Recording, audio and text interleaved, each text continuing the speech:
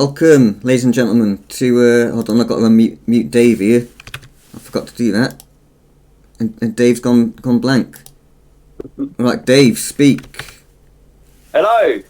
Well, actually, speak a little bit more, because I've got to do the audio levels at the start, actually. Hello. Right, yeah, that's probably alright, that's probably good.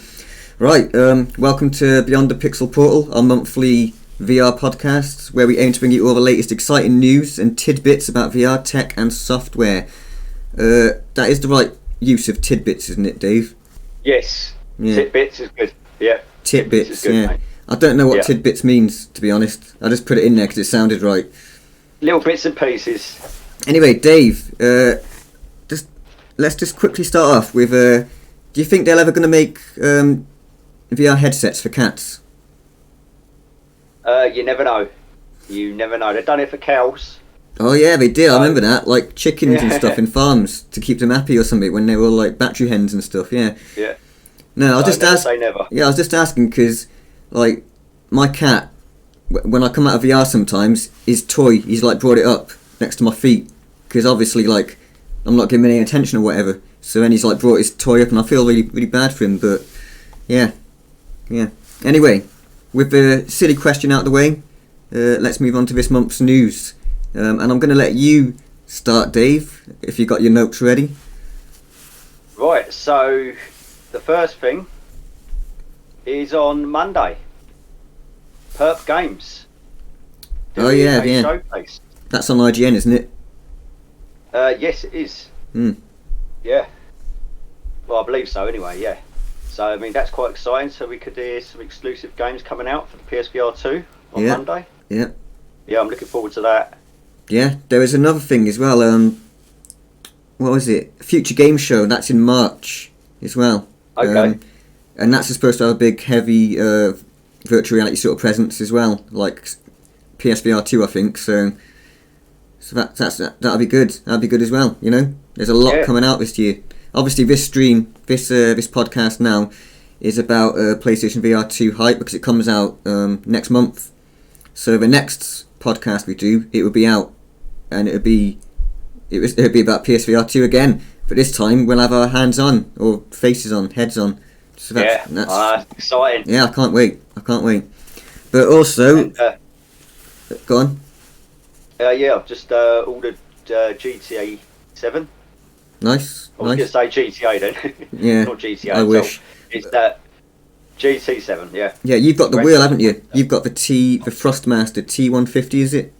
That's the one. Yeah. That's in red. That's the wheel I used to have as well. I used to have that wheel with a play seat challenge, and I used to play Dirt Rally the most. Dirt Rally on PSVR1. Yeah, that's such a good game. Yeah, So, I really like that. Maybe I might even get another one, you know, because I sold that quite a while ago. I imagine it's one of the cheaper wheels, but it's so effective. I think it's definitely one of the better ones for the price range anyway. I don't know if you can hear that, but there's someone arguing outside my house or something. But anyway, also this month was the Future Games Show. No, not this month. I'm reading the wrong fucking note here. It was a CES, Consumer Electronics Showcase. So I don't know if you've got any notes on that. I haven't, but obviously I'm aware of what happened. There was obviously a lot of content creators went out there and got a chance to use the PSVR2. Yeah. So not jealous at all. Well, luckily, Dave, I've got notes. I've got a whole Bible's worth of notes. You know, how many notes do you have, Nice. Dave? You still got 5? Is it still the same old 5? No, it's increased a little bit. So we got 1, 2. Well, we've talked about one of them already. So 1, 2. We got 6. Right. So I boosted. It's all right. It's all right. I brought most of the notes. Anyway, let's start with the Vive XR Elite headset. That's actually it's right there. It's just popped up right on the screen right when I said it. Any thoughts? It's interesting, definitely. I don't know too much about it, but yeah, the design looks quite nice. Yeah, I know a little bit. Hey up, Benjo Minjo. Welcome. It's got diopter adjusters on it. Have you noticed that? It's got like these like lens adjusters on the actual lenses, so you don't have to wear glasses. It like you can dial it into your prescription. Which that's really good. I mean, I don't use glasses. No, I don't. But that's you can see it now where they're showing it. Yeah. But I think that should be a standard going forward anyway for VR. To be honest. Yeah, definitely. Because I don't want to put my headset on someone who's got glasses and risk the glasses touching the lenses and scratching them up. Yeah, that makes sense. But other things about the Vive is the back of it can come off and you can like change like. Oh, is it swappable battery? Yeah, swappable battery and other things. Right. So a bit like the Bobo headset that I showed you on the... Yeah. Pretty nice. It's not got eye tracking. It is a Quest 2 competitor. Hey Meds, welcome. Right. Welcome. That's alright, but... Well, you have me in my flow now because I forgot what I was fucking talking about. Oh yeah, it's a Quest 2 Quest Pro competitor, so... Quest Pro, yeah, okay. Even though it doesn't have eye tracking, I don't think that the Quest Pro is even utilising the eye tracking efficiently, you know? Even when it is using it... Go on. Sorry, I just noticed it's using the XR2 chip. Yeah. Yeah, okay. But, right. I can't remember what I was saying then. Yeah. Sorry, I interrupted. Flow interrupted once more. Sorry. So, yeah, you were talking about being a Quest Pro competitor. Yeah, Quest Pro competitor. So, it's not got eye tracking like the Quest Pro, but what I was saying was the Quest Pro, it's not utilised at all, really, is it? From what I've heard, anyway. It's the only time I've really seen it used is in Horizon. In Horizon, when people like they all look constipated. I'm sorry, I wouldn't pay that much money to look constipated in VR, personally. So, what is the price range of the HTC? It's cheaper. It's the Quest Pro is 1500, and it's 1100 for the Vive XR Elite. Okay. But I think it can play things like Kayak VR and stuff, but obviously not quite to the graphical fidelity. Yeah. You know, but apparently it can play some big games and stuff. So if I was to get a headset for that much money, which I won't, but if I was to, I'd definitely get the XR Elite over the Pro for sure. Oh yeah. Plus, yesterday, all of those issues I had with Meta, I'd be more than happy to get to jump ship. Yep. Yeah, right. I mean that was frustrating for you yesterday. Yeah. Have you got any more news bits? Yeah. I mean, where do you want to go next? Give us one. So. Wait a minute, Benjo. Much news on the Quest 3. There was like it was quite a while ago. It was leaked the what it's going to look like, but there's not really much more about it really. I have got some news. About the Quest 3? Yeah. Go on. It's sadly but badly. Yeah. I don't know if you know who that is, yeah? Yeah. So he's posted up a few things the other day, like 3D prints, and it's about the cameras. There's only going to be 2 cameras on it. Yeah, that's what I noticed as well. Well, that's the first thing I noticed actually. There's no cameras on top, is it? No. Well, I don't understand how they're going to track unless they're going to have like the Quest Pro controllers have cameras in the controllers. And that's what I'm thinking. It could be that. Well, you'd hope so, wouldn't you? They're not incompetent. Well, actually, Meta. Who are we talking about again? Quest 3. Yeah. Okay. Yeah, they are incompetent. But we'll see. We'll see about that. But anyway, let's go back to your. It's all speculation at the moment, anyway. It is. Yeah, it's all speculation. But sadly, it's Bradley. He's pretty good with leaking stuff in the past. So. Yes. I mean, I trust him. I trust him that is what it looks like. So. Oh yeah, I trust his views. Oh yeah, another thing about the Quest 3 is that on the side of it, where the strap attaches to it, it's got the charging port the strap. I don't know if that's like a hole, which hopefully it is, because otherwise it's going to be very limited to what straps you can use with it, like third-party strap stuff, because they're going to have to build it specifically with the Quest 2 in mind. So I'm not sure about that either. And that's the same with the audio port as well. That's on the strap itself. Yeah. Well, time will tell. It's coming out this year, I've heard, at the end of the year. So. Yeah, it's normally about October time, isn't it? Around Meta Connect. Yeah. Anyway, what is your other CES news? So, yeah, there's no volume control on the PSVR2 on the actual headset. I believe it was Tatiana, Disco VR, who mentioned that.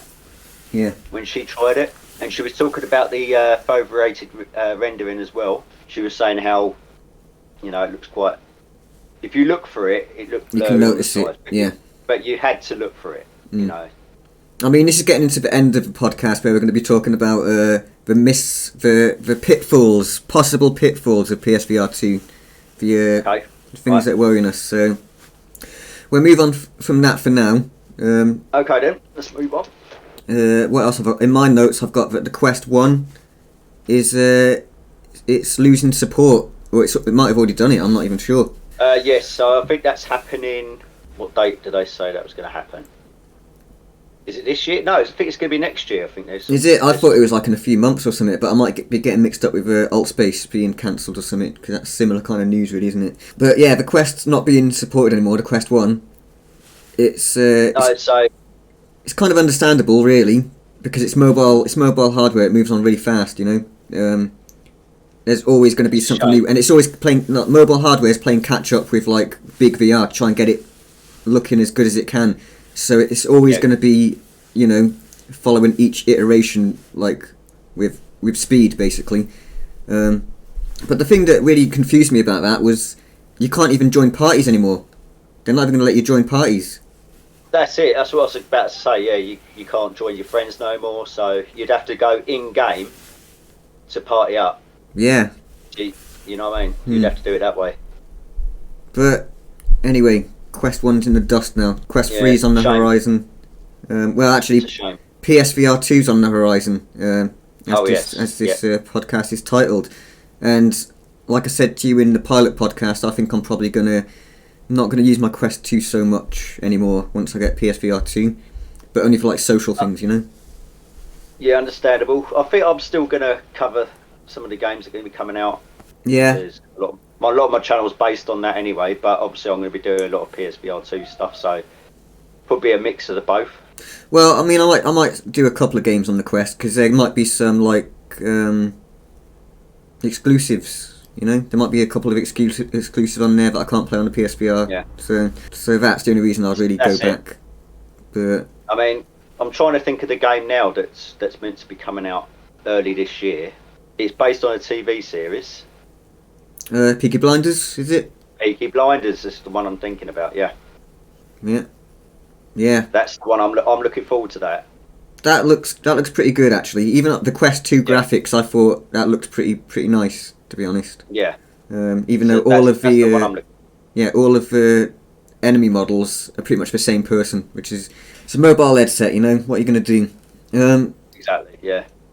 Future Games Show, we've covered that. Sony have filed a patent to record PSVR2 with a wider field of view. Damn it, that's one of my notes. Is it? Well, I've stolen it off you, I've taken it. Oh, right, go on then, okay. have the floor. No, it's all yours. You know what? No, I insist. Let us use the Dave cam. I worked hard on this Dave cam, so you're going to use it. Right, okay, here we go. Yeah, so the streaming pattern. So it's video recording and streaming. Yeah. So Sony are working on. I don't really know much about it. I think it's... I wonder if it is for the social screen, which people are going to be seeing on your TV, or if it's like some kind of separate render that you don't get to see. So it's going to be full screen. It's going to be recorded at full screen. So when you do it natively for the headset before, you'd see that round edges. Well, now it's literally going to be full screen. That's what they're trying to aim for. Was there round edge? What, on the PSVR1 there was round edges, was there? Yeah, if you were doing it natively. If you look back at some of my streams on my channel, you can see. Oh, yeah. Actually, I think I do remember when I streamed Dirt Rally before, yeah. Yeah. Yeah, that would be nice. They're recorded on the left eye, innit? So. Well, that'd be good for us anyway, because we're going to be getting a lot of footage and all that sort of stuff. That's it for my news notes. Have you got anything else? Oh, I have got something. It's not hardware news, but we would talk about it last time. Atomic Heart. Yeah. So there was a post on Twitter. Oh yeah. Polish Paul I saw that. Showed it off. Oh, So yeah. it could be a possible VR mode, which is what we were hoping for. They've been teasing it for ages, but the tweet that they said was something along the lines of, that would be really interesting to do in PSVR sort of thing. Something like that, wasn't it? Whereas originally it was announced to be a PSVR game, a VR game. It was a pure VR game, and then they on the PSVR1. That's right. Yeah, that's right. And then they changed tune, and now it's like a flat screen game. And they've said before that they're interested in VR. But I don't know, the fact that they said that would be interesting, it sounds almost like they're backtracking maybe. Or maybe they're just teasing, I'm not sure. I think it's tease myself. You reckon? Yeah, because they were interested in doing it in the first place. Now they've got better hardware, now they can explore better. That's true. But like I said, it's going to be a lot of work because they have to redo the entire game again. Not the entire game, but the combat side of things and the interactions. It's a completely different thing. You can't just like click a button on a 2D flat screen game and have it magically have like, make everything work, But how do you know they haven't started something already? When they were trying to talk about the PSVR1 side of things, maybe they've still got parts of that. VR side, maybe. Possibly. We'll see. I hope so though, because it looks like a really good game. What you showed me, that it did look good. Yeah. Right. Are we out of the news territory now? Are we ready to go on to the main topic of PSVR2? Let's go. Alright. So we're going to start off with a retrospective about PSVR1. Let's start with games. What are your standout games for the PSVR1? Obviously Astrobot, Resident Evil, Rush of Blood. Yeah. What else we got? We got Blood and Truth. Blood and Truth. Yeah, I never completed that though, personally. No, I haven't completed it. I was going to do it on stream, but it didn't quite work out. But yeah, so what else we got? I've got a whole list written down. I've got Sports Bar VR, like a more obscure one, which was called something like Pool Nation when it first launched. But that was like underrated. I didn't see many people talk about it, but the pool, the physics and everything, it just worked really well. It was like Walkabout mini golf in terms of like its simplicity and what it does it well, but with pool instead.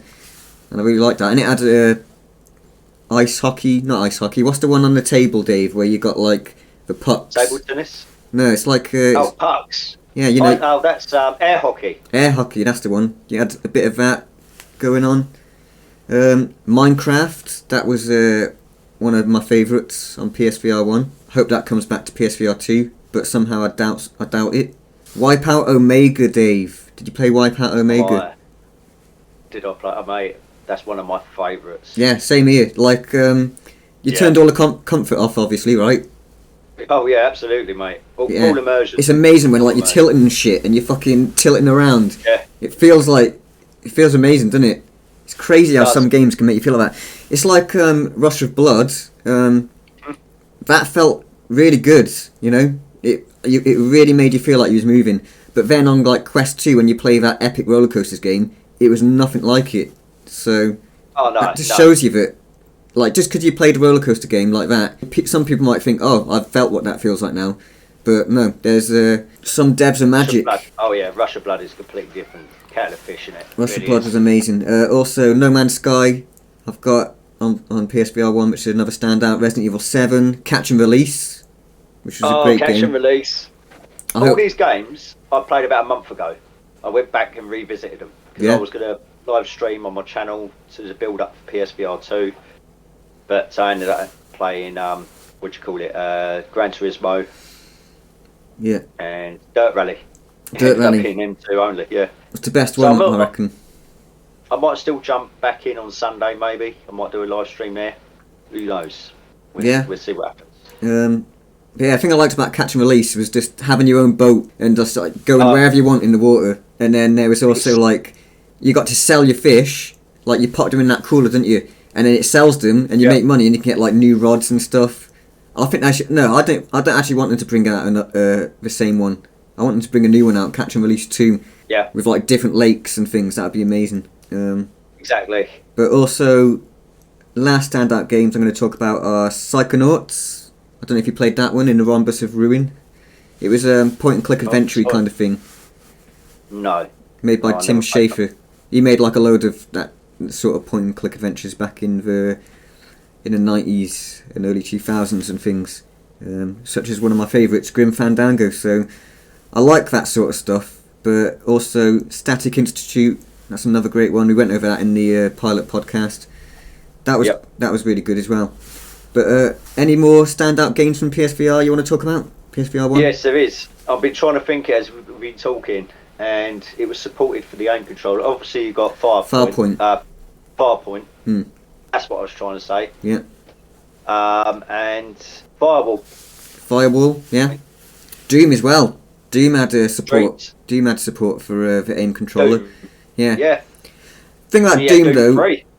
Doom 3. I never played Doom 3. I didn't sell it. I gave my PSVR to my brother before that came out, so I never got to try that one.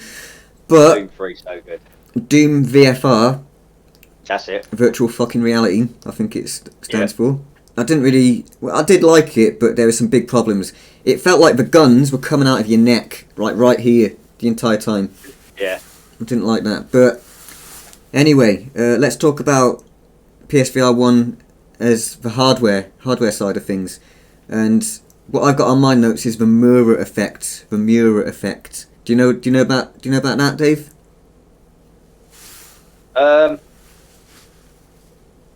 No. No, it's the cloudy kind of display that those kind of displays have. Apparently, there's a little bit in PSVR2 as well, but not as bad apparently. The thing is display or lenses? It's like if the screen's like black, you can notice like a cloudy sort of like it's not uniform in its blackness, you know. Right, it's like a little bit smudgy and cloudy.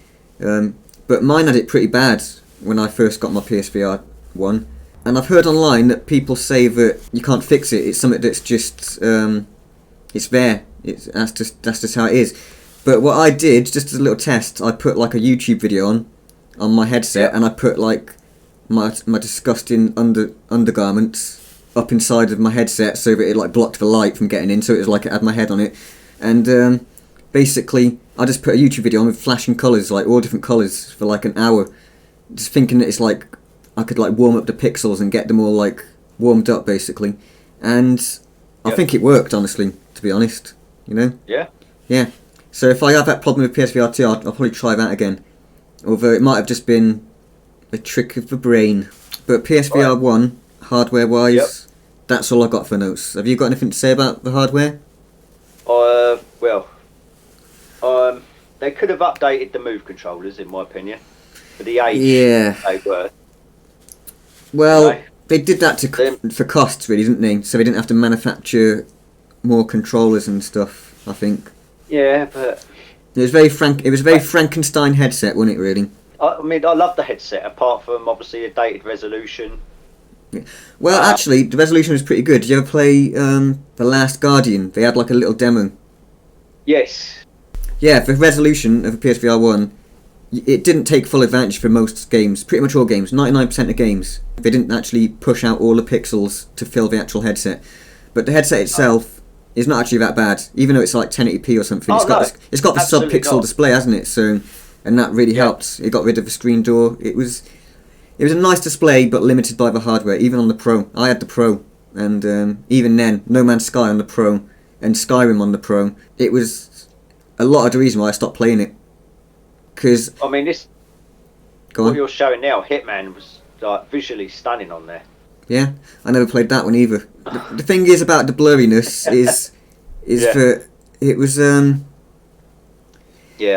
it's something that just makes you wish that it was better. You know, that's why I stopped playing it, because when I was in there, I was just instead of like being like, wow, this game's amazing, I was more thinking like, wow, this game would look amazing if it was a bit sharper. Yeah. So, but PSVR2, exactly. Yeah. Other problems with PSVR 1, the breakout cable, the box, that was a bit annoying. Yeah. I'm looking at it right now. Yeah. The light tracking as well. It like mine was always drifting around all around the place, really. Yeah. like the headset would like come in and out. Like you could tell it was like it was the camera auto focusing on the lights. Like when it like focusing in and out, because you could see if you was like close to something, like something was close to you, you'd see it moving in and out like that, because that was like the headset tracking. Also the move controllers as well, they like used to twist as well like that, slowly over time, and you have to like give them a shake and shit. You get that drifting. Yeah. But you're gonna say what I'm gonna say, aren't you? Should be fixed now. Should be fixed now with the PSVR2. I wasn't going to say that. Okay. I was actually going to say, I mean, I've got PS4 in front of me now, the Pro, and I've got PS5, right? And I switched over for the streaming purposes, because obviously on the PS5 you can't do it on YouTube. Can't you? Not the same. If you use PS4, right, you can see chat and you can put a camera up, but on the PS5 you can't. Ah, that's weird. That's why I switched over. Well, Obviously, to be fair, it was a second thought, wasn't it, to bring the PSVR1 to PS5, because you have to buy this camera adapter. It was very like it's not something that I think most people who transition to PS5 would have done, to be honest. Well, I can't imagine it anyway, because wasn't really very advertised, was it? But you had to do that if you wanted to upgrade. But either way, right. And it's not an upgrade either, is it? It's the same. There's no resolution boost. It's just the same experience. Yeah.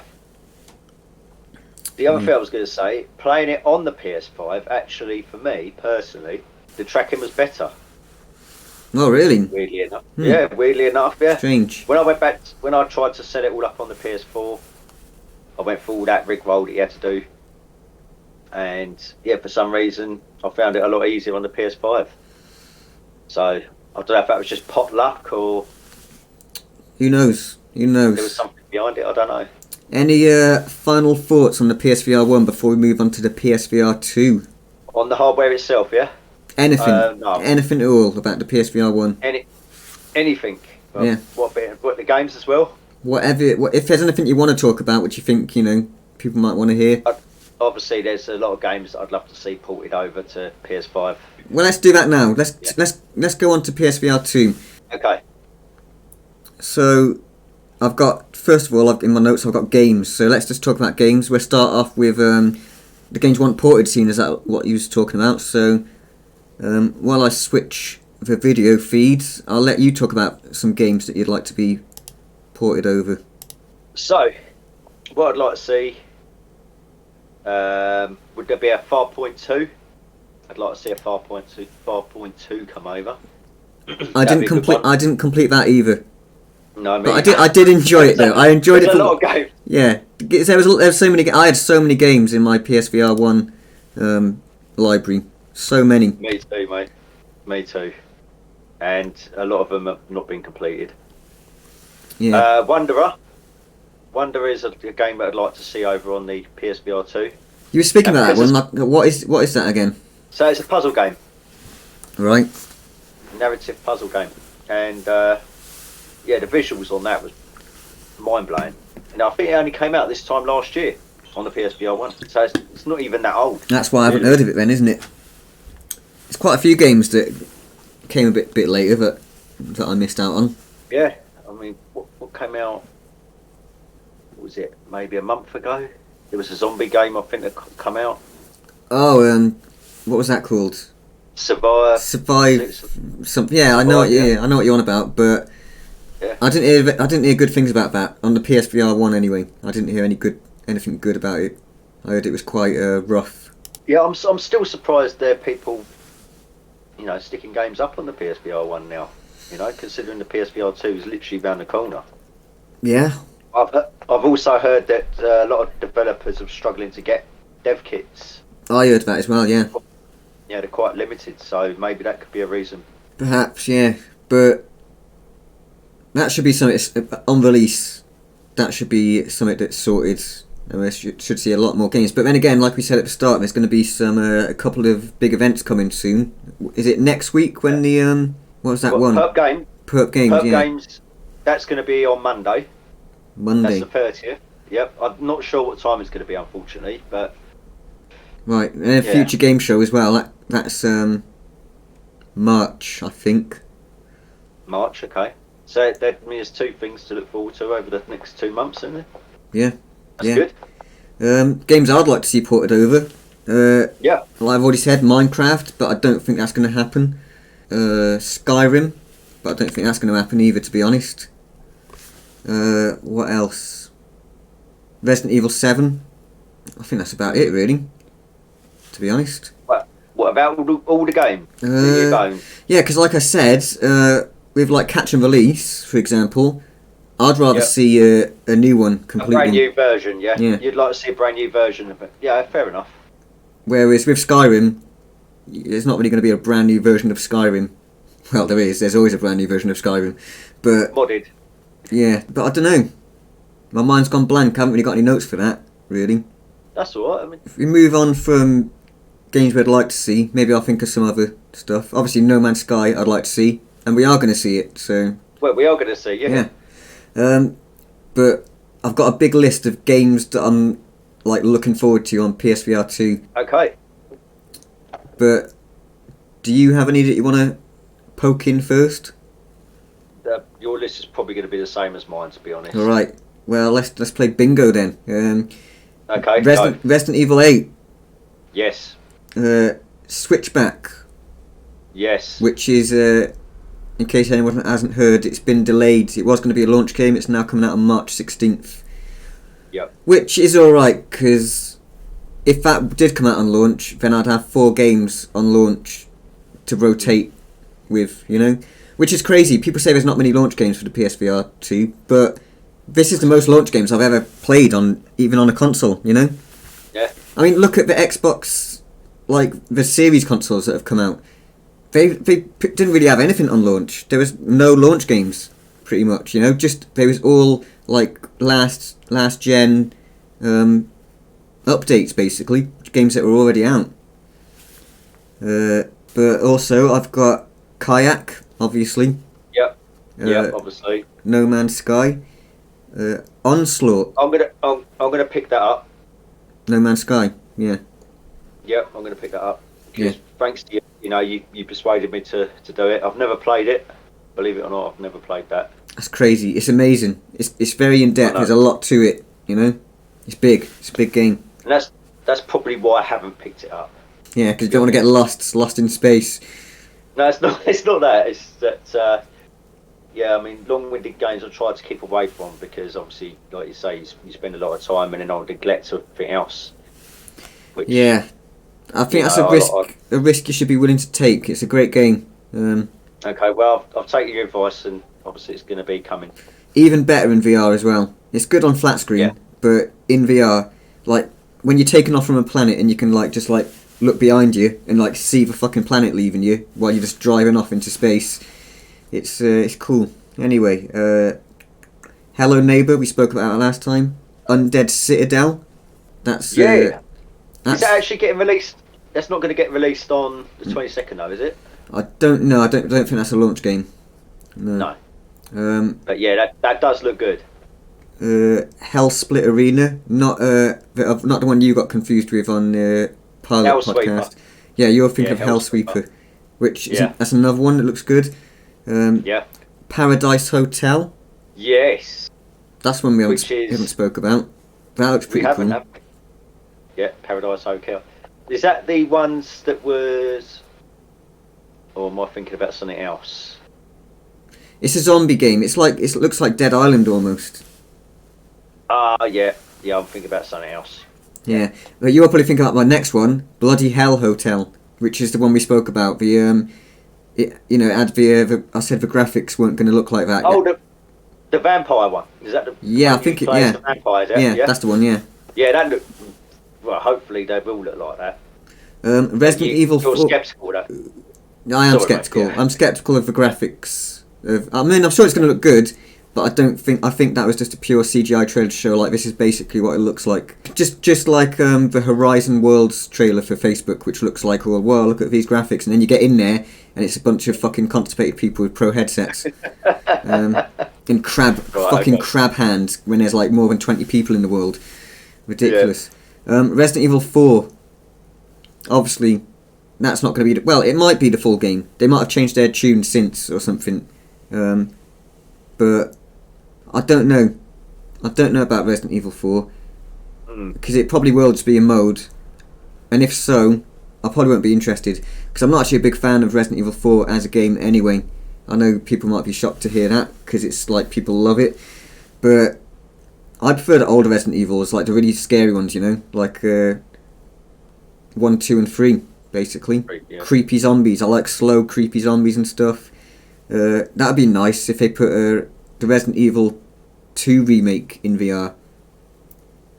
Or, even better, a whole new remake for Resident Evil 1 in VR.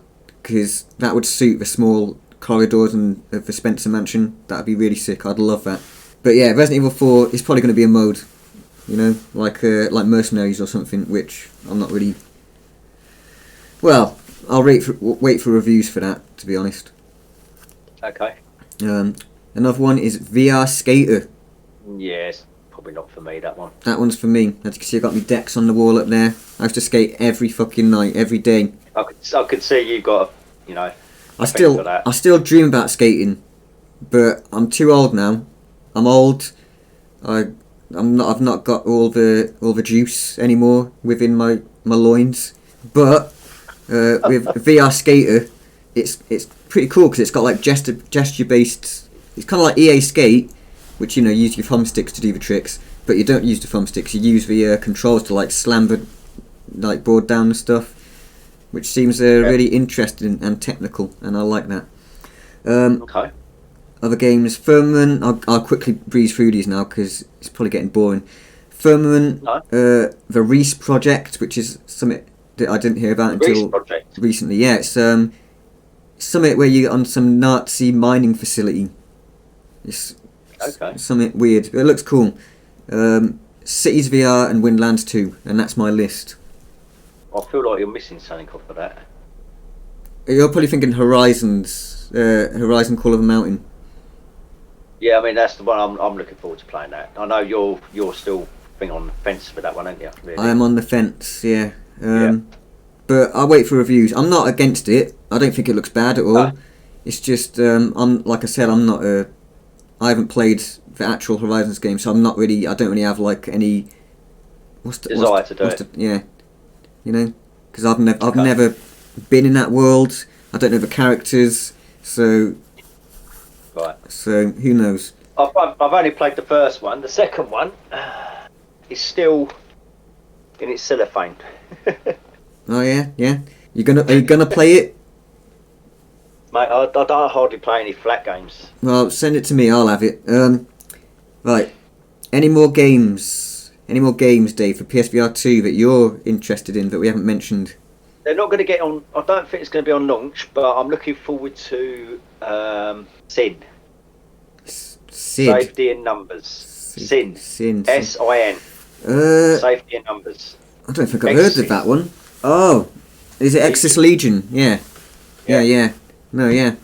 Safety in Numbers. So is that? I haven't really looked into that. Is that multiplayer then?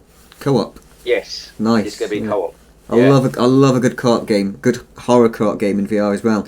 Which there aren't any that I can think of which are like proper official, but in like things like VR Chat, you can go in and with your mates, we did the other day. Like we did with Wazuk, Yeah. Any more? I'm hoping that Phasmophobia comes over as well. I mean, that'd be pretty cool on the PSVR 2. Yeah. Sons of the Forest, that'd be cool as well. Survival games. I like survival games in VR as well. I like them. So I wonder if Green Hell will come over. I imagine so, yeah. And it'll probably be like they made 2 versions, didn't they, for Green Hell? They made a version for PC, and then they made like a Quest version, which was like stripped back a bit. Yeah. So I'd imagine if we got it on PSVR 2, it would be the PC kind PC of version. Well, at least closer to the PC version. Well, actually, no, it probably would be the PC version because at the minute with the PSVR 2 and its eye tracking, it can pretty much stand toe to toe with PC VR games. So yeah. Medicine for the Dead. Meds. He says he's got Green Hell, and it would be sweet in VR. It would be. Be. Well, I've got it on the Quest. I've already got that on the Quest. I've only dabbled in that. I've not really played a lot through it. But yeah, from what I've seen, it's pretty good. But as I say, I mean, it's obviously going to be better on the PSVR2 if it does. I've heard it's pretty hardcore as well. Like, Yeah. you know, you got little leeches on your fucking legs and stuff, and you got to pick them off one by one, and you don't even know they're there or something. That's what I've heard. Is that? So I've never played it, but from what I've heard is that you get like leeches and things on your legs or your arms or anywhere on your body, and it doesn't tell you they're there. You've got to keep checking your body. That's it. You know? Yeah. I think that's pretty cool. Talking about survival games. Survival did you games. Say Song in the Smoke?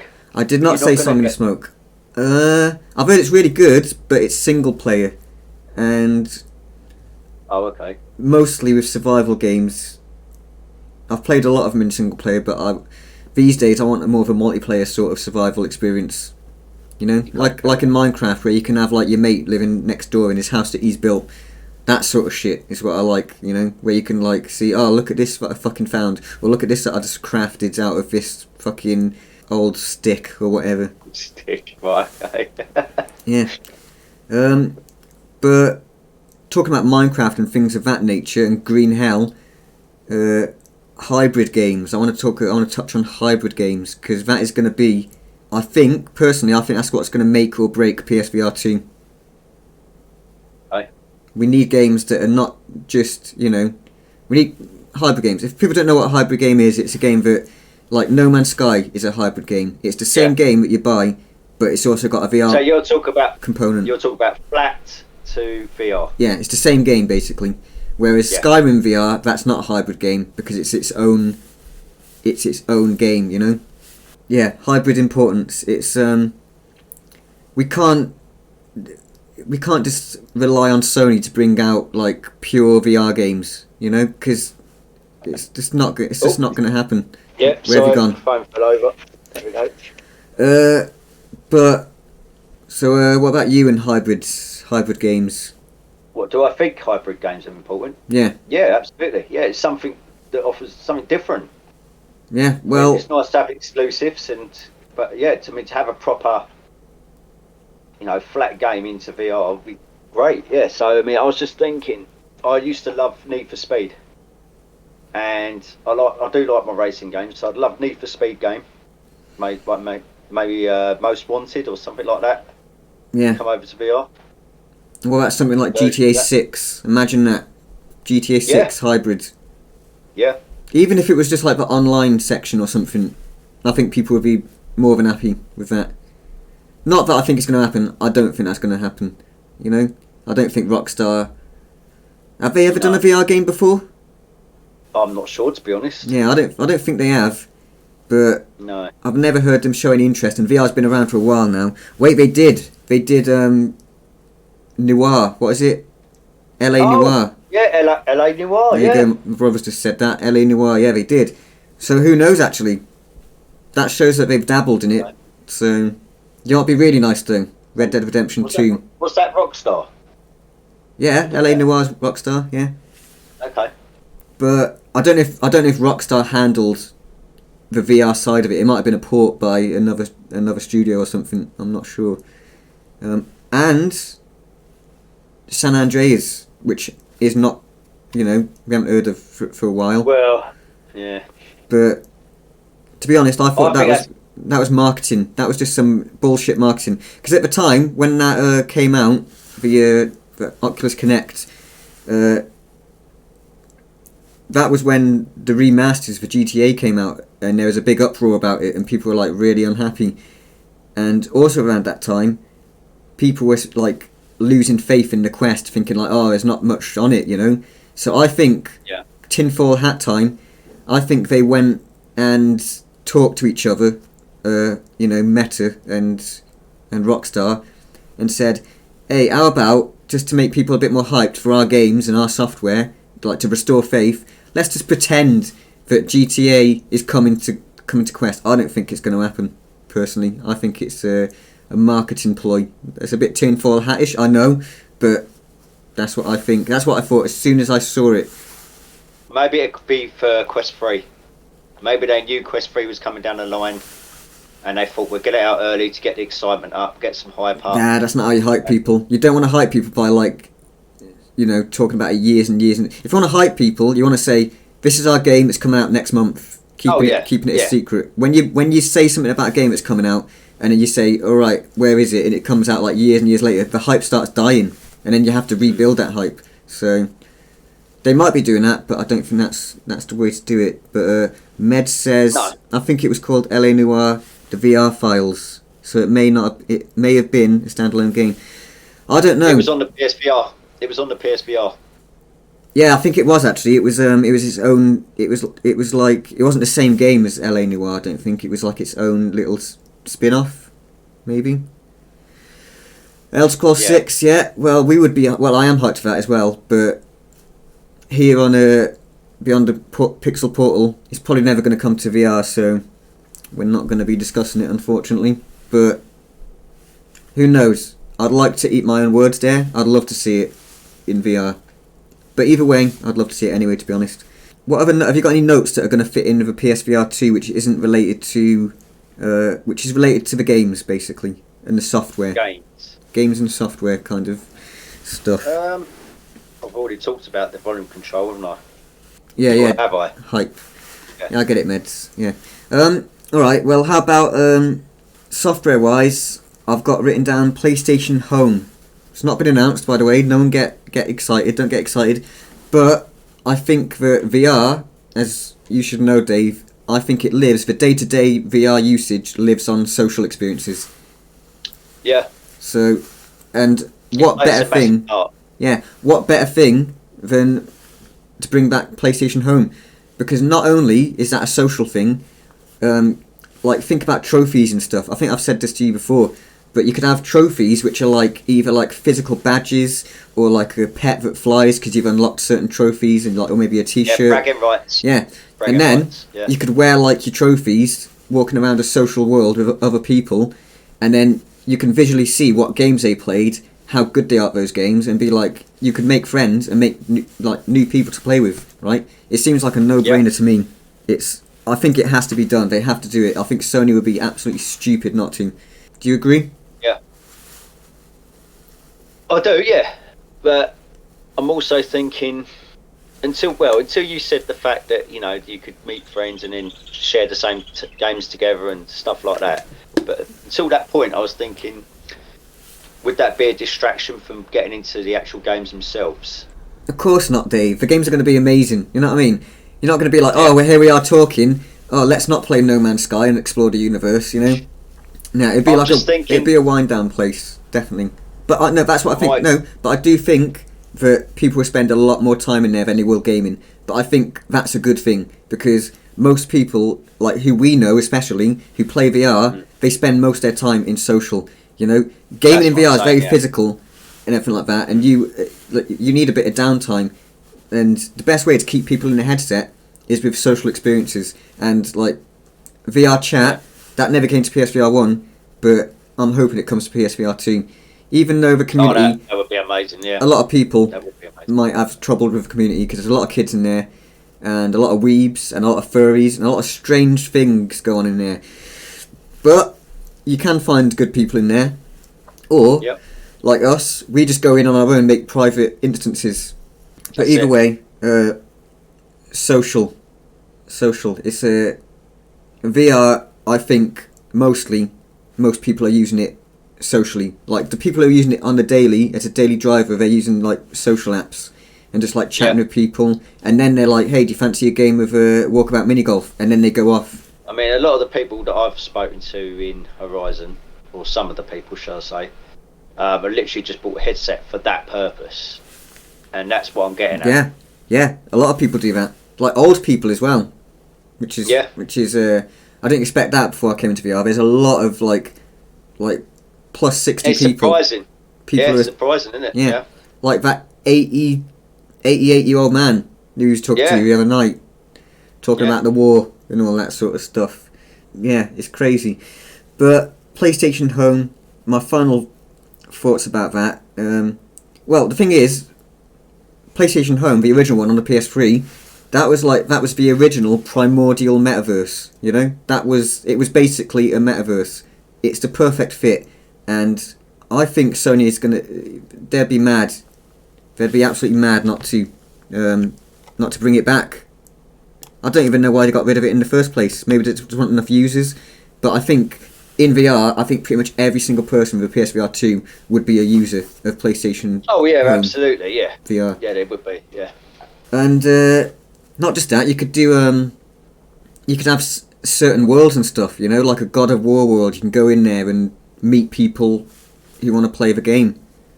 Yeah. Now, going back to what you were saying earlier about hybrid games.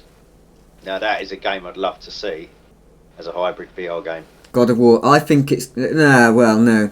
I can't see that becoming a hybrid game, because it's...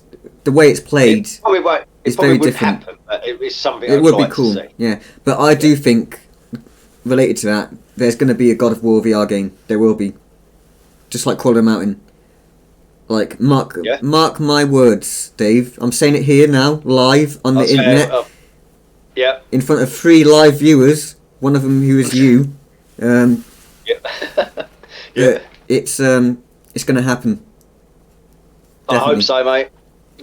Even if it's not hybrid, that's still going to be good. It's a big franchise, and just imagine recalling your fucking axe back in VR. Yeah. Bam, and feeling those haptics when it hits. It actually has weight to it as well. Yeah. You know, like Until You Fall.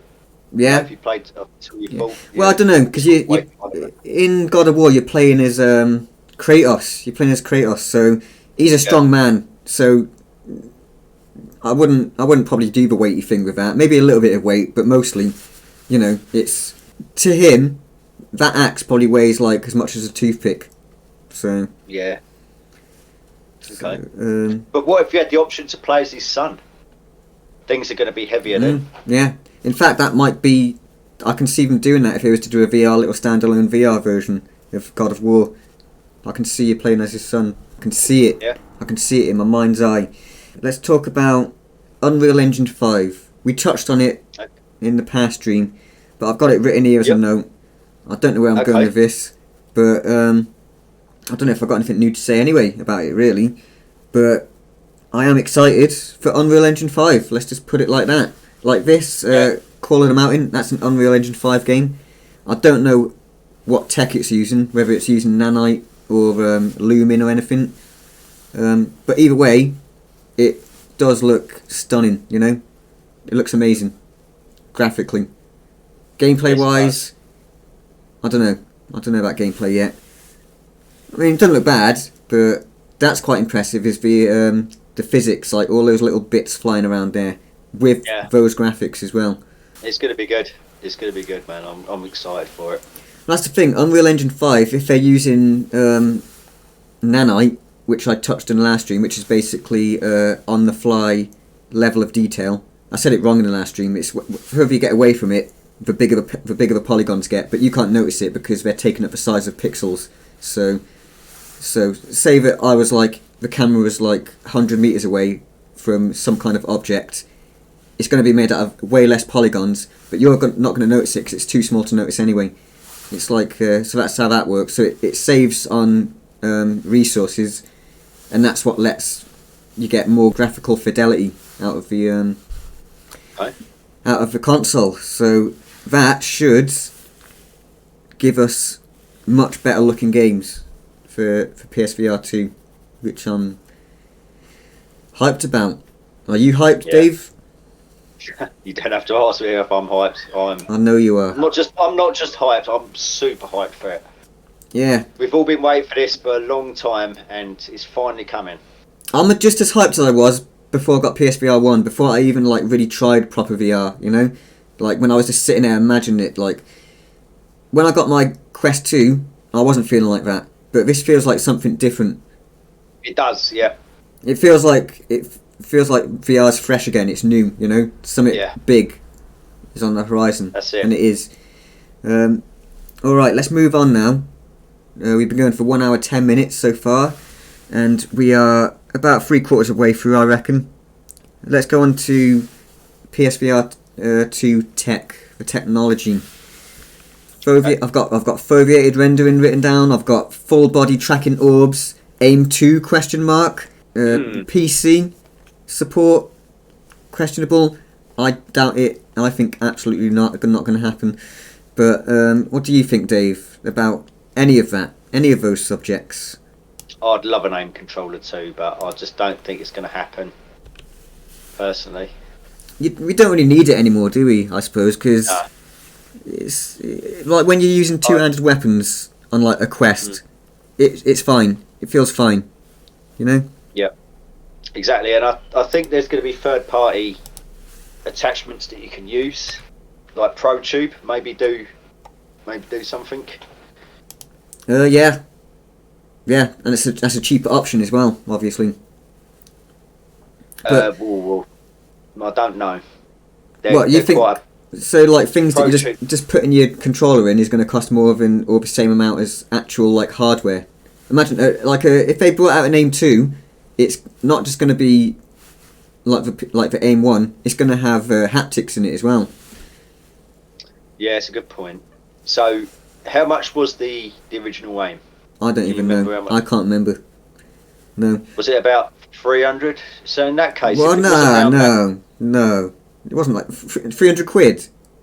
Oh man, it's only off the top of my head. It might have been a lot less than that. It might probably be 180 quid something. Hold on. You're gonna search it, yeah? Yeah, I'm just gonna have a quick look. It's probably about 180 quid. I've probably exaggerated the price a lot there.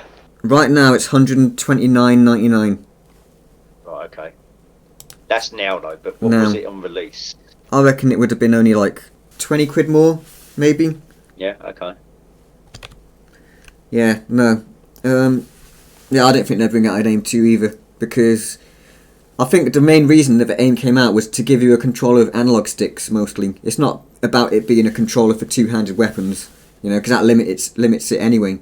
But I think it was more about the thumbsticks, really. Oh, absolutely, yeah. It was.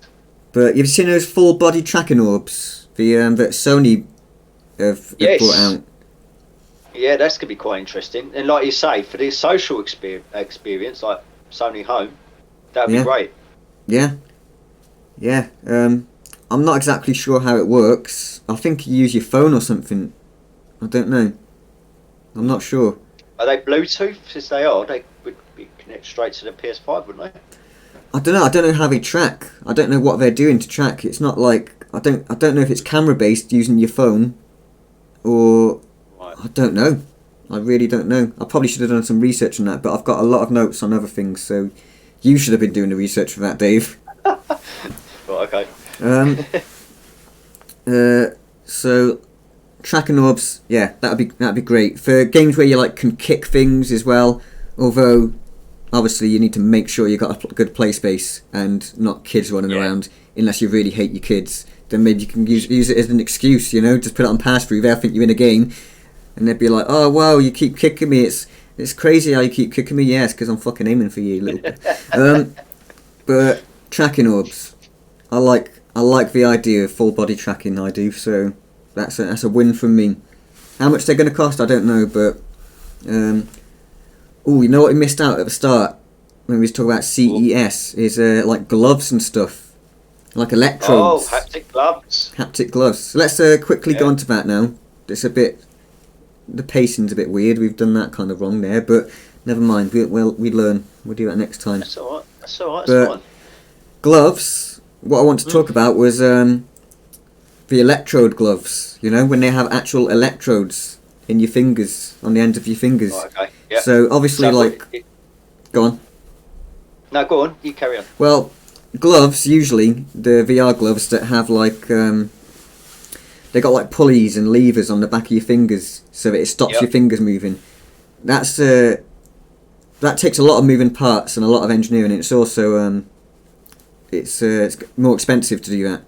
But this new kind of tech they're bringing out is the gloves have like little electrodes like inside the fingers and things like that. So do you know like muscle training things that make your muscles tense up and it moves you and it can like control your muscles? It's basically like that, which is going to be cheaper and a much smaller form factor as well. So you could be grabbing something in VR and the electrodes can just like stop your muscles moving, which I think that's a really clever workaround, personally. Well, B-Haptics have also got gloves. I think you can pre-order them now, actually. Yeah. I've heard you can make your own gloves as well. Probably not for PSVR2, but like for really cheap, for like 20 quid, you can make like actual pulley gloves, which I saw of a video that you can do that. But with the electrodes, not only does it stop your fingers, but it's got more like, it's more granular. So it's not just stopping your fingers. It's like you can feel things. Like if you had like a little spider running across your fingers, you'd be able to feel it. You know, because that'd be very cool. Yeah, that would be cool. It'd be the same sort of thing, but it'd just be very subtle and soft, and you could feel it going across your fingers. But didn't Sony patent some gloves like a couple of years ago or something? I'm pretty sure I remember hearing about that. Sony patented some kind of VR glove system. I mean, a patent doesn't mean that it's definitely going to come out. It just means that they've got an idea and they want to protect that idea. But yeah. I think Sony were going to. You never know. Yeah, I think Sony are going to go into the glove department. That would be good if some of that glove love. Something else about the actual tech. We're going back to the tech now. Foveated rendering. We've spoke a little bit on that already. Obviously, that I think it's 33% or something like that. About 30% performance increase using foveated rendering. Because for anyone who doesn't know, it's well, it's not a new thing. Foveated rendering was around on the PSVR1, but the thing is, it wasn't linked to eye tracking. It was called static foveated rendering, I think. And so, if you looked up to the left or the right of your, I mean, on Quest is where you can see it. If you look up to the left and right, you can see it's low resolution. But with eye tracking, obviously, that's fixed to your eye, so you can never look at it. Well, you did go over it. You can, if you're looking for it, you can see it. Because technology's not fully there yet to be completely seamless. But you have to be looking for it. You have to, yeah. Like you say. Yeah, but that can really, like, you know, reduce the workload of the PS5, which is why it. We said this in the last pilot podcast. Is that Kayak VR? The developers said it looks better. It looks crisper than he's ever seen it before. On that hardware, better than PC. Yeah, and that's saying something, really, isn't it? Definitely. It is, but I think PSVR2 is going to start getting not left behind, but it's going to start showing its age again, just like the PSVR1 did. Not to the same degree, because I think it's more future-proofed with its current tech. Yeah. But in 2 years' time, you could start to see. Yeah, I think even less than that maybe, because PC VR headsets, so far there's not really any eye-tracked headsets, so they can't really take advantage of foveated rendering. So that's what's keeping PSVR2 level with PC at the moment. But as soon as PSVR, as soon as PC VR headsets coming out with eye tracking, then obviously that's going to give the PCs even more power to play with. So, and that actually leads me to talking about the PC side of things. People want the PSVR2 to be on PC. I don't think that's going to happen. What about you, Dave? I don't know. It might be modified to be able to work by modders years down the line, maybe. Yeah. However, I don't know why people are asking for it anyway. Because, like I say, there are going to be eye-tracked headsets that come out that are going to outclass the PSVR2.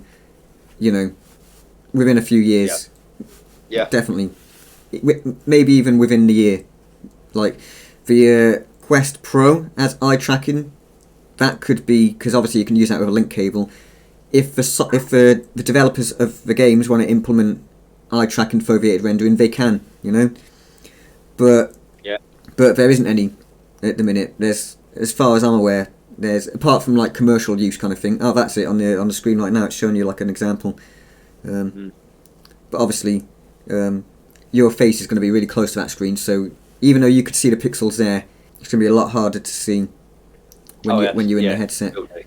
Like if they were to release the PSVR2 to work on PC, by the time they've done that, like I say, it's going to be so far into the life cycle because they're not going to do it at launch, and they're not going to do it like a few months after launch and say, here's PC support. If they was going to do it, that would be like over a year or over into the life cycle of the PSVR2, and by then there's going to be headsets out anyway that are probably going to be able to match and outperform the PSVR2. So So that's why I don't see it happening. I reckon you're right. Yeah. I reckon you're right. There's going to be a lot more headsets coming out, PC headsets anyway. Yeah. Right. Anything else about the technology of the PSVR2, Dave? No, I think we've covered it. Covered it. Let me just have a little think in my brain.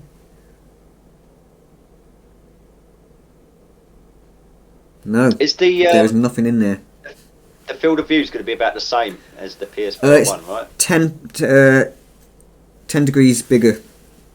10 degrees, okay. So the biggest we've seen. I mean, I thought the PSVR1 field of view was pretty nice. Like I could get it right up to my face. Like, it touched my nose and made it a little bit uncomfortable. That's because I chose to have it like that.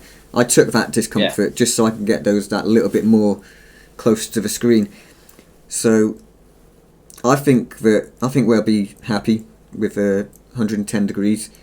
I mean, obviously there's headsets out there of much bigger, Pimax, for example. Yeah, Pimax. Although I don't really, I've never tried a Pimax, but I don't really rate them as a company too much because of the things they promise. They're always like promising things, and this is how it's going to work out. And then the Kickstarter style things. Yeah, and then when people actually get their hands on them, I've seen a lot of people say things about like barrel distortion and things like that.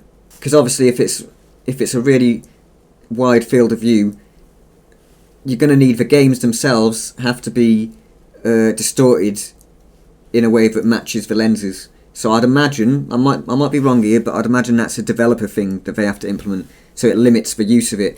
And not only that, because it's pushing out so many pixels, because it's got like so many, because of the field of view, it needs a lot more pixels.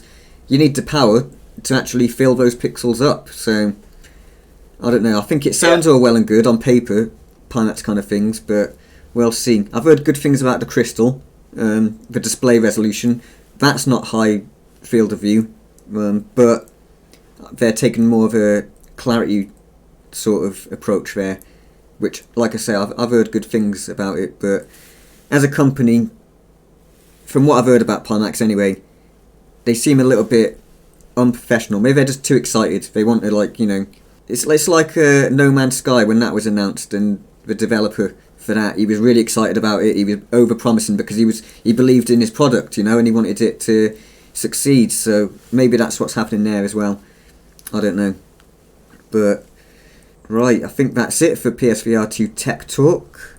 Okay. Do you want to move on to the cautionary tales for PSVR2? Things that might be a bit worrying. Okay. Start with the headset jack, because that seemed to worry you. Me personally, I don't really care. There'll be a software volume control. That was it. It was volume control, wasn't it? It was the volume, yeah. So you can't, as far as I know, you can't adjust the volume like you can with the PSVR1. I'd imagine it would just be as easy as holding down the PS button. You bring up a quick menu, and there'll just be a slider right there. Probably right, yeah. Which, that's fine. But I like the tactile feel. I like to be able to do it there. What I mean? Right there. Yeah, that's true. It is nice. It is nice, but it's not that much of a big deal to me, at least. No. So that's fine. The thing, one of the cautions for me that I've got written down is charging the sense controllers. Now, the first thing, I'm pretty sure I'm, being a bit worried here, but for no reason.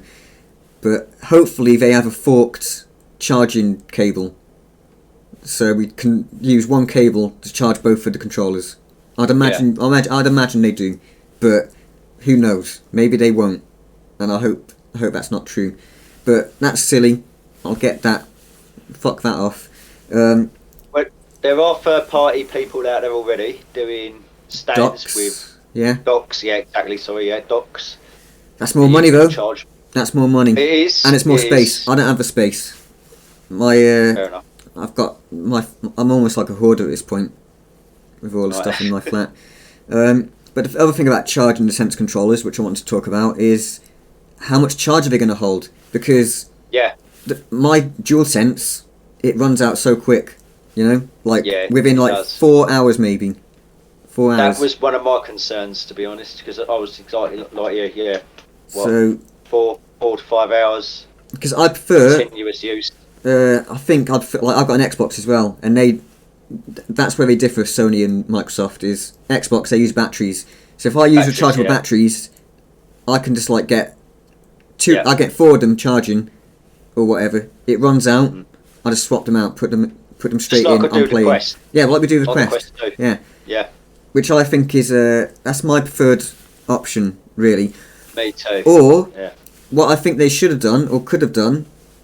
If you're out there, Sony, and you're listening, you can hire me for this. Rechargeable batteries that are like, it's not like, it's like Sony made rechargeable batteries, like a little thing that you just clip out, you charge that, you can get a couple of them on the go, so then you can just clip them straight back in, which I'm sure Sony would be Sony would be more happy with that, because it would be their own peripheral that you need to, like, you can't just buy double A's or whatever, What do you think the reason is behind that? Why do you think they're using that sort of technology rather than batteries? Charging. Why do I think they're charging? Why do you think they go with that rather than? Because I think maybe they just think it's like they think batteries are archaic or something. I don't know. But I like charging my DualSense. I do. But when it comes to like VR gaming, because with a DualSense you can plug that shit in. If you're running out low on battery, I've got an extra long cable. I just plug it in. Me too. Yeah, I'm exactly right. Yeah, Meds, you're right. You could get that on I've got it on my 360 controllers. I've got like a special battery pack that I can charge and pop straight in. But yeah, like I say, if you're doing it in VR, you can't fucking plug your controllers in to charge them while you're playing.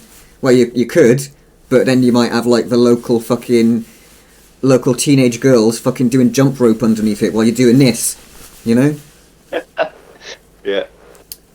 Yeah. But what else have we got here? So that's it about charging. Another caution for me is the future library. I've not got full faith in Sony. I feel like I'm taking a bit of a risk with the PSVR2. I've not got full faith that they're going to deliver the games, because basically, I don't know if Sony understands VR like a player understands VR. Obviously, they would have done their research about VR, because clearly they have. They've made a great headset. However, that doesn't mean they understand what people want out of it. The peripheral argument. Go on. I mean, any mistakes they have made, they've had the chance to make that with PSVR1, so they can certainly redeem themselves.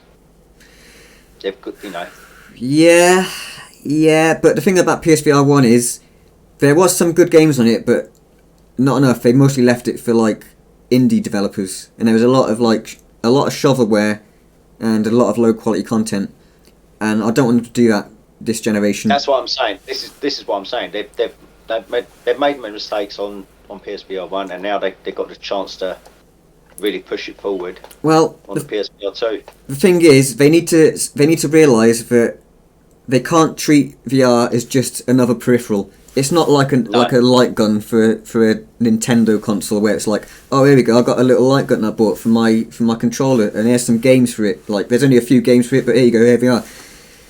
I feel like that's almost what they treat the PSVR one like, as if it was just another peripheral. But the thing about that's what people say as well. A very common argument online when people say like, oh, it's too expensive. I'm not going to pay this much for a peripheral as the console. But it's not just a peripheral. That's just doing it such a disservice to call it a peripheral, because it's more of its own platform. VR, it's its own. Otherwise, there wouldn't be standalone headsets. That proves that it's not a peripheral. It's its own platform. So they need to treat it like a platform and bring games to it as if it was a platform, like as if it's another console launching.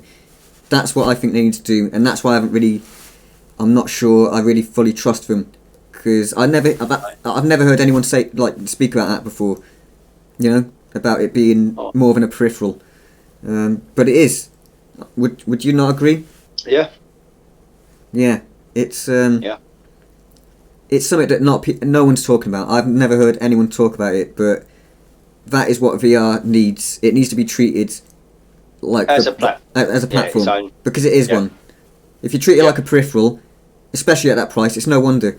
Sony needs to deliver the game so people can see, oh shit, that's why I'm spending this much on a fucking headset that costs the same amount as the console itself, because you're getting basically a whole new console experience. It's not the same. It's not the same as playing a flat screen game. It's completely different, you know. Oh, yeah, absolutely, it is. Let's just hope that Horizon is just the start of many. Horizon, like, I still think it might be a tech demo. Personally, that's not the kind of. It's a start, but I say more like I hope that No Man's Sky is the start of many. I'm talking about hybrid games. I think hybrid games are going to be the big thing. Obviously, I'd love standalone VR games as well, which are just purely VR, made from the ground up for VR. But I think the biggest titles are going to be those hybrid games. So, like Resident Evil, you know? Yep. Because that's a big game. Like, for me, looking at Resident Evil, that looks more like a game than Horizon Call of the Mountain. Call of the Mountain looks like a tech demo to me, personally. Looks great, but gameplay-wise, it's very limited. So, to make it mainstream, then you think hybrid games is what's going to push it? Yeah, no doubt in my mind. Hybrid games are what it's all about, because that's what people are going to be like interested. Yeah. If people like hear about this game, which is really good, that's just a flat screen game, and they're like, "Oh, I've heard about that game. That's pretty good." Then that's going to be like, "Oh, I wonder what it's like in VR." You know, it's going to bring more people, get more people interested. Like, "Oh, I loved that game. I want. Oh, look, Sony have brought out hybrid support for it." You know. Yeah, it makes sense. Makes sense. Any more cautions from you? No. What about the IPD?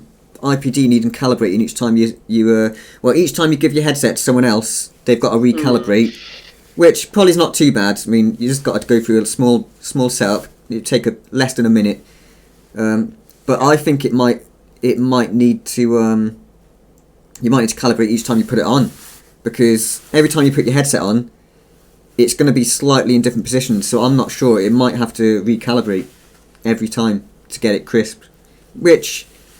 That's not a big caution for me. I'm not really bothered. It takes a few seconds to go into a menu, and it's got that little thing where you've got like the dots, and you're looking around with your eyes, and you've got to look at each dot.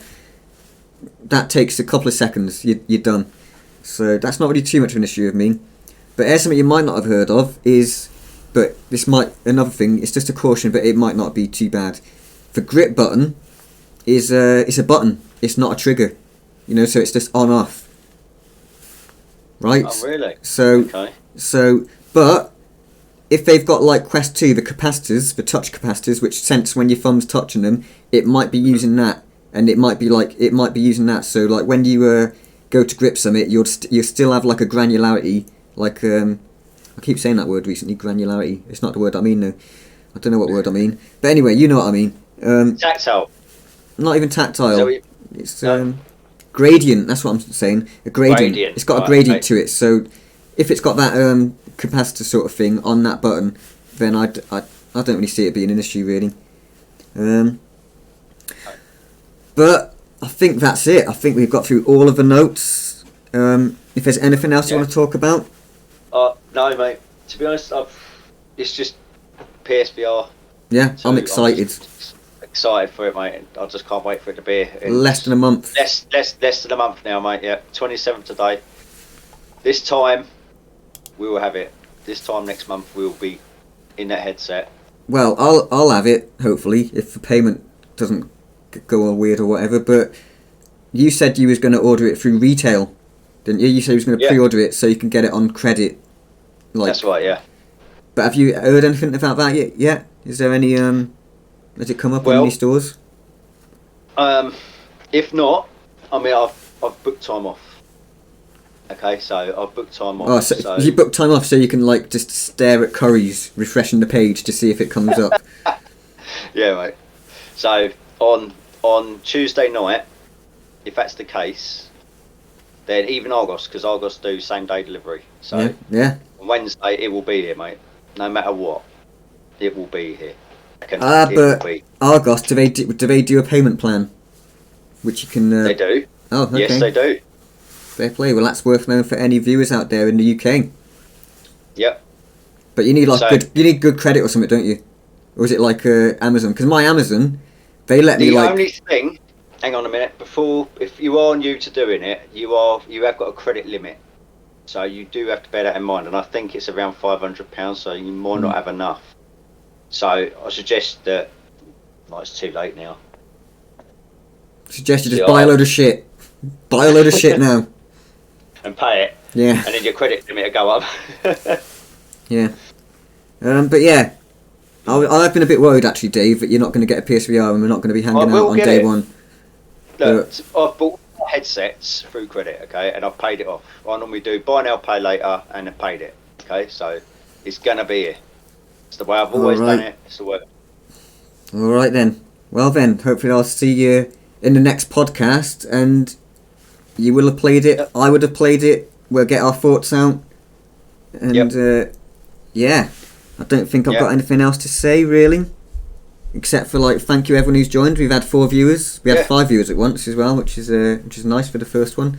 I'm going to upload the podcast to Visor Republic tomorrow at 7, condensed down. If there's anything, I think we flowed pretty well tonight, but if there's any like, you know, anything that I can cut out to make it snappier, I'll do that. But anyway, I think we've covered a lot of interesting topics tonight. I think we really have. You know, it's our first proper, podcast. I think it's gone well overall. Yeah, and hopefully what's the chat thing? The viewers enjoyed it. Chat, if you're still there, good. Good show, guys. Very informative. Great. Well, the next one is going to be about PSVR hype as well, but it's going to be post. So this is the pre-hype. Next podcast is the post-hype. Post. Yeah. So at the end of every month is when we do the podcast. It'll be the last Friday of every month when we go live. So, and through the month, I'll be collecting notes. Dave might collect 5 or 6 notes again, but I'll make a nice big long list of colour-coded notes so I know what I'm speaking about. You know what I mean? I'll be a lot more prepared.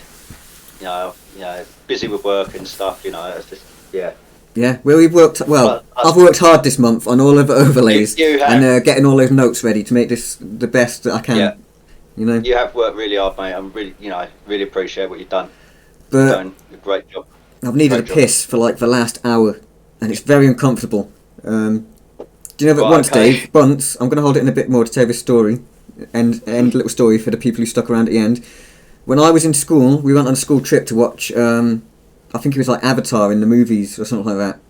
And that was like a 2-hour film. Or whatever it was like a 2, maybe even a 3-hour film. And then, because I'm like socially idiot, right? Because I'm worried and stuff like that.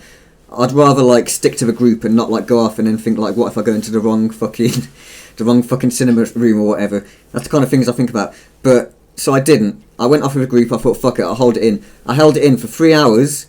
And I must have had some weird fucking, like all of the shit that was in my bladder was leaking into my system, and I felt fucking drunk as fuck. I was literally slurring my words and stuff at the end, and then I went to the toilet at the end, and I relieved myself, really painfully, and then I was just like proper like wobbling around, and I was proper drunk on the bus. That is strange. That's my piss story. Anyway, tune in next time for my some more piss stories. What an ending that is. Yeah. Anyway. Thanks for watching, guys. Right, okay. And thank you, guys. Hope to see you next time. All right, peace. Peace. Peace. Laters, guys.